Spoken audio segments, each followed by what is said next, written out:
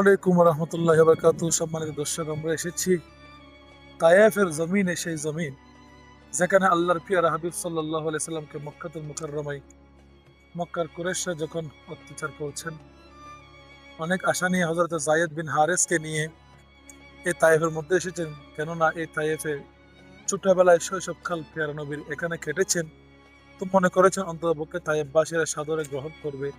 তায়েফের মধ্যে যখন যায়েদ বিন হারেসকে নিয়ে যখন এসেছেন, তায়েফের কুরাইশরা অধিবাসীরা নজওয়ান নজওয়ান যুবকদেরকে লেলিয়ে দিয়েছেন পাথর মারার জন্য।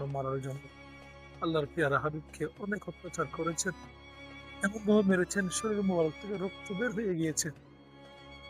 জিবরাইল আমিন এসে গিয়েছেন, বলছেন ইয়া রাসূলুল্লাহ সাল্লাল্লাহু আলাইহি সাল্লাম, আপনি একটা বার আদেশ দিন, আদ এবং সামুদ জাতিকে যেভাবে ধ্বংস করে দিয়েছি এই তায়েফকে পাথর দিয়ে চাপা দিয়ে ধ্বংস করে দিই।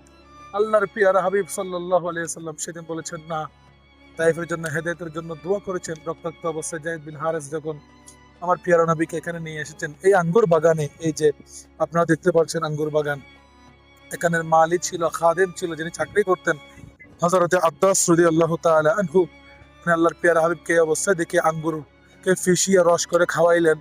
আল্লাহর পিয়ারা হাবিব যখন বিসমিল্লাহ করে পান করলেন, এই অবস্থা মঞ্জর দেখে হযরত আব্বাস ইসলাম ধর্ম গ্রহণ করেন। আলহামদুলিল্লাহ, সুবহানাল্লাহ।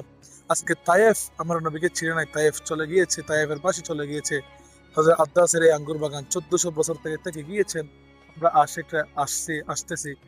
অন্ততপক্ষে যারা মক্কা মদিনা আসবেন, এই জায়গায় আসার তৌফিক দান করুক, আসার চেষ্টা করবেন। খুব সুন্দর একটা মঞ্জর এখানে রয়েছে। আসসালামু আলাইকুম ওয়া রাহমাতুল্লাহি ওয়া বারাকাতুহু।